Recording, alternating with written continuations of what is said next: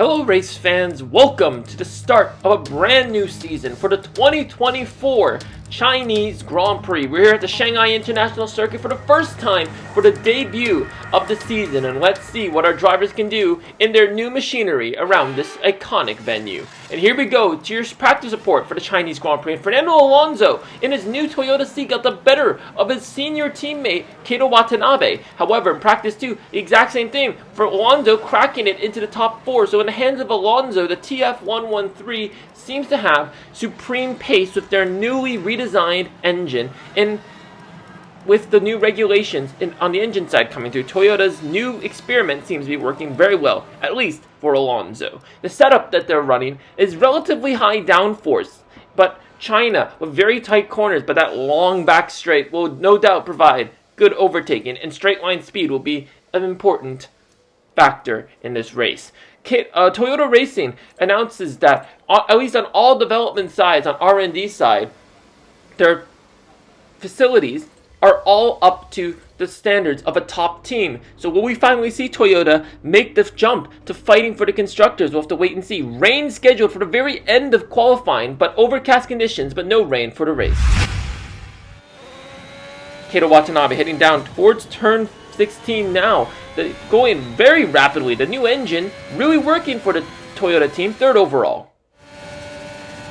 Sunny skies here in China, but Nikita Mazepin is blocking the way for Kato Watanabe. We're going to see some little bit of racing as Watanabe dives down the inside of Nikita Mazepin. He loses a bit of time, but gains it again on the exit of the corner, only improving by about a tenth of a second, 2/10 now, crossing the line. A black and white flag for track limits. Kato Watanabe down in P12, but Fernando Alonso up in P6. So, something a little concerning here for the drivers. Esteban Ocon, unfortunately, in his new Aston Martin, is out in Q1. Sergio Perez has the fastest lap of Q2 so far as Watanabe barrels towards the line. DRS wide open, and he takes the fastest time at 1:29.1. An exceptional lap. Around the final corner, trying to qualify on the mediums this time, but I don't know what they were thinking. There was no way it was going to be at a soft tire time. Watanabe gets very close to Alonso, a few hundredths behind. However, Lance Stroll in his new McLaren seat, out in Q2, so quite surprising, along with the Alpines. The rain is beginning to fall, the track is very wet. I think it's time for the intermediates, but drivers are already out setting dry tire runs. Watanabe, one of them, crosses the line, but cannot go faster than anyone who's already gone. And Toyota cheekily getting some wet tire running in their car. No improvement, but just some data management. And Kato Watanabe up to 7th place. Max Verstappen takes pole position in the first race of the season. Lando Norris, though, very close behind. 7/10 though, but on the front row. And Fernando Alonso, unfortunately, was not able to get out in time. Hello, race fans. This is it. This is the moment we all love to see in a new year. A new start of a new Formula 1 season, and we're here in 2024 for the first time at the Chinese Grand Prix for the opening round of this year's Formula 1 World Championship. What can the Shanghai International Circuit offer in terms of entertainment and excitement as we head around this 3.387 mile long track? Tons of technical corners for our drivers to master in the first 2 sectors. However, the driver's best chance of overtaking is down the long back straight into turn 14, where of course there's a DRS range zone for good measure, and so the drivers will be using that to try and facilitate an overtake. And here we are into the starting grid for the Chinese Grand Prix. Max Verstappen takes opening spoils in the opening round, takes pole position for his championship, and that is going to be very good for his hopes, as his last 2 seasons he's been fighting there, he's been up there. But Valtteri Bottas, can he make it 4 straight drivers in a row? And what can Watanabe and Toyota Racing do? Their new engine and experienced teammate. Here we go into the starting grid for the Chinese Grand Prix. Max Verstappen pole position, but Lando Norris in the McLaren, showing McLaren has made some developments with the new regulations up on the front row. Then Charles Leclerc 3rd, Pierre Gasly 4th, Valtteri Bottas 5th, and Sergio Perez down in 6th place. It is Kato Watanabe 7th, Carlos Sainz 8th, Hamilton 9th, and Fernando Alonso 10th overall. Then it's Lance Stroll 11th from McLaren, Antonio Giovinazzi 12th, Callum Ilott 13th, and Christian Lundgaard in 14th, Russell 15th, Vettel 16th, Latifi 17th, and Esteban Ocon hoping to make up some places from 18th, Tsunoda 19th, Zhou Guanyu 20th, Nikita Mazepin 21st, and Marino Sato down at the back of the grid. It's time to go. Let's see. It's time for our opening round of 2024 to commence here in China. 5 red lights, it's foot to the floor, pedal to the metal, and off they go. It's a great start from Pierre Gasly, great start from Max Verstappen, who clears the field, and we're going to go 4 wide into the first corner. Oh, and Bottas hits, Watanabe and Perez go sideways too, and that's huge contact. Was there front wing damage for Watanabe? A bit of understeer we're going to see into turn 2. Yes, we are, and that is terrible luck for Watanabe. Goes sideways, 4 wide was never going to work into turn 1. Let's look at the restart. You can see here, Watanabe gets a really good start in comparison to Perez and Bottas. But in the second phase, the other drivers are catching up. And yes, some inherent understeer into turn 1. And all the Japanese-powered cars point off some amazing drifting. I mean, wasn't Tokyo Drift, the land of drifting, Japan? Well, anyway, as you can see, it's Fernando Alonso actually tips Perez sideways, who goes for an audacious move down the inside of turn 1, and I don't think that was going to work. Perez had the corner. Alonso, a little bit opportunistic there. And as you can see, as Watanabe tries to recuperate himself, Perez trying to recover. Yeah, I mean, that's on Perez, I think. Like, he should have known that Watanabe was there. Let's look at the replay. Yeah, just gets knocked aside. The understeer goes into Bottas, and that could have been a bigger incident. Good car control from the 2 drivers to ensure that nothing terrible happens. Here's Fernando Alonso off to one of his, classic Fernando Alonso starts, going alongside with Perez, and yeah, that Alonso shouldn't have gone for that move. Okay, he pushed me off the track. I think you have to leave a space. All the time you have to leave a space. And that's a little frustrating for Fernando Alonso. Might have a front wing change in store. Here's Perez. You can see Watanabe off to an exceptional start. But there you can see, oh yeah, it just goes sideways, and great car control from the Mexican. He pushed me off. And Callum Ilott, opportunistic. Let's see from the rookies view right here. You can see the incident. The 2 cars going side by side and down the inside of the Mercedes and the Red Bull. Great driving from the Brits. Down the long DRS straight we go. And Lewis Hamilton closing up to the Toyota, who's out of DRS range with Carlos Sainz. And he just has no pace on these soft compound tires. Has he overwarned them in qualifying, or is there an inherent damage with the car from that collision? We'll see. And on the radio, Kino Watanabe makes a call to box this lap. So he's coming in early. Lap 3, very, very early.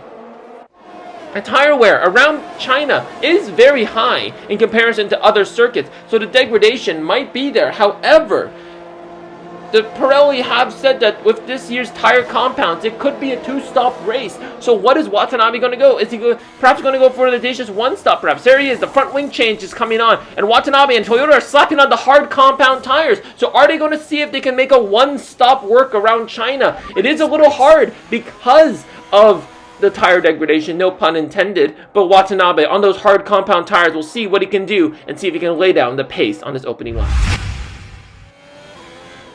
Here we go, closing up to Nikita Mazepin now, being held up by Marino Sato. The Haas cars did not make any major strides in performance on the offseason. Down the inside he goes, and he almost collects Marino Sato with that dive bomb. The front wing getting so close to the rear diffuser of that Alfa Romeo. Here we go, through the slingshot curve of 13, barreling down towards the turn 14 with DRS and ERS, and Sato in the slower Alfa Romeo. The sitting duck, he defends the inside, but Watanabe is going to sail around the outside, and he's making those hard compound tires work, and he gets the position over the Alfa Romeo of Marino Sato. Closing up to Yuki Tsunoda now in the Alfa Romeo. Goes a little wide, Watanabe. The understeer in that car has been great, and he goes on the inside of Tsunoda. A little opportunistic move again. Forces Tsunoda wide. So the Japanese driver will definitely be on the radio for that audacious overtake from Watanabe as he now closes in on Zhou Guanyu in his home Grand Prix, his first home Grand Prix. And unfortunately, the hometown fans looking to support their driver might be in for a bit of a shock as Watanabe, very, very close, gets a great run out of turn 13, and he gets the move done way before the hairpin of turn 14, and Zhou is down a place, and Watanabe is up 1. Let's look at the replay again of this incident of Tsunoda.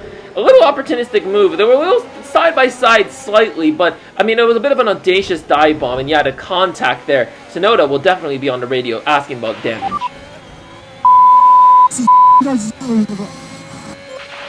Never mind, he was on. Closing up to Esteban Ocon now. Going to pull the same move he did on Yuki Tsunoda. No, it's a little further back, and Ocon closes the door on him. Goes a little sideways, manages to collect the car, but hopefully no damage. Down the start-finish straight we go, and Watanabe with the DRS is going to get the move on Esteban Ocon in the Silverstone-based Aston Martin, and Watanabe gets the move done. Closing up to Nicholas Latifi now. The Williams outside of DRS range of Sebastian Vettel in the Aston Martin.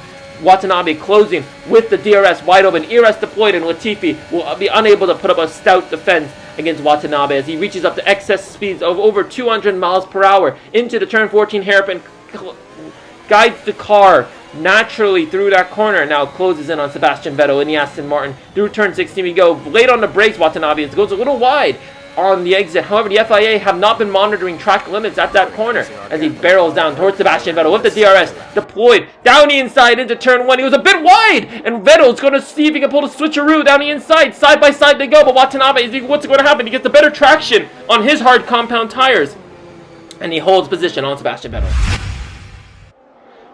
Closing in on George Russell in the Williams. He's going to pull the same move as he did on Sebastian Vettel. Into turn 1 we go, and oh! Almost contact between Russell, and that was a very, very dangerous moment. What the was he doing? Honestly. Is he a what?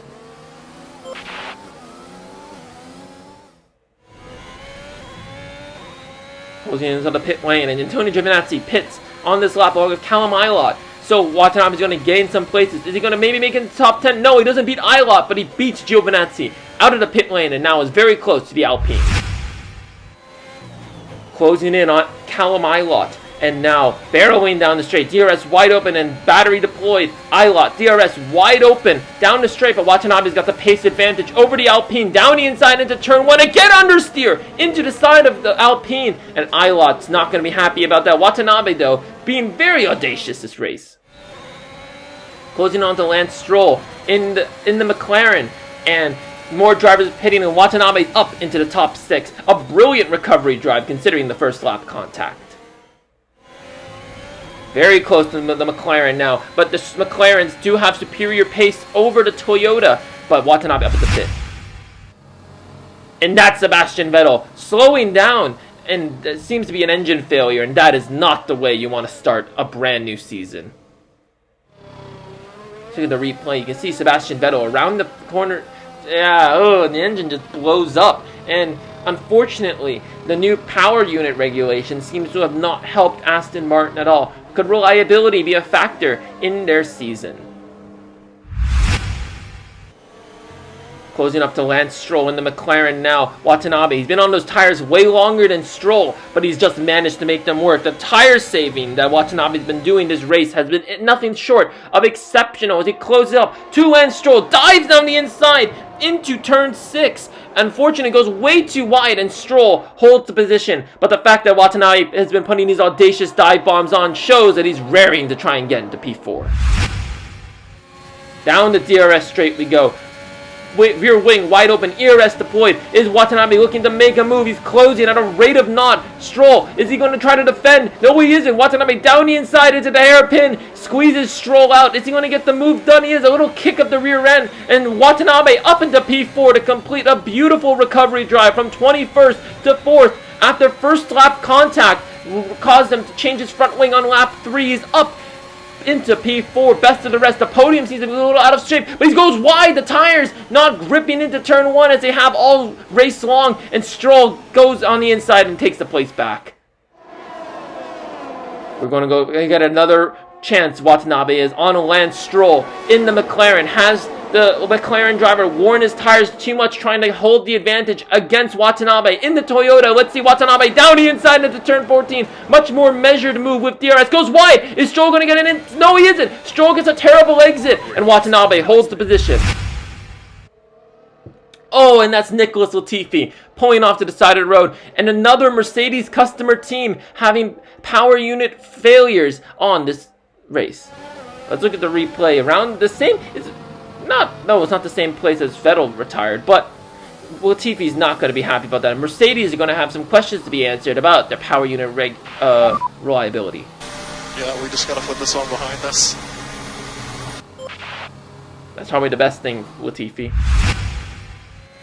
Max Verstappen took pole position, has been dominant this race as he takes the checkered flag to be the first winner of 2024. Max Verstappen wins the Chinese Grand Prix, and that is a brilliant way to start the season. Is this finally the season where he could win his Drivers' Championship? Valtteri Bottas takes P2, a good start to his defense of his title. Hamilton P3 with the fastest lap by Kato Watanabe. A brilliant recovery drive into 4th place as Callum Ilott fights the AlphaTauris to take P5, but Kato Watanabe, so brilliant he did in his opening race to show that perhaps Toyota is also an outlying chance at a championship. Callum Ilott takes Driver of the Day with an exceptional rookie drive to carry an Alpine that did not have the pace for 5th place, but Max Verstappen had the pace to hold the rest of the field and take the first win of the first race of the season. Kato Watanabe, again, brilliant recovery drive by Callum Ilott from 13th to 5th, on pure pace alone without any major incidents, and taking advantage of the contact in the opening laps to make up some positions. The AlphaTauris have a good starting race, and Lando Norris does well. However, Lance Stroll, his tires really dying, falls outside the points. A disappointing finish for him. Fernando Alonso, also disappointing, down in 9th place. Not the job that Toyota was hoping that the 2-time world champion would bring to the team as Ferrari. Charles Leclerc takes the final spot in the points. And our driver standings are as they were after the first round of the season, and hopefully we'll get to see some changes throughout the field. And Toyota takes 3rd in the Constructors' Championship. Mercedes, 9-point lead over Red Bull, and Alpine soar up to 5th as well, with McLaren down the order, not showing the pace and potential their car has. It's been a brilliant opening round, and hopefully we'll see you next time as we head to Imola for the second round of the season, and hopefully you can all join us for what is no doubt going to be an exceptional race.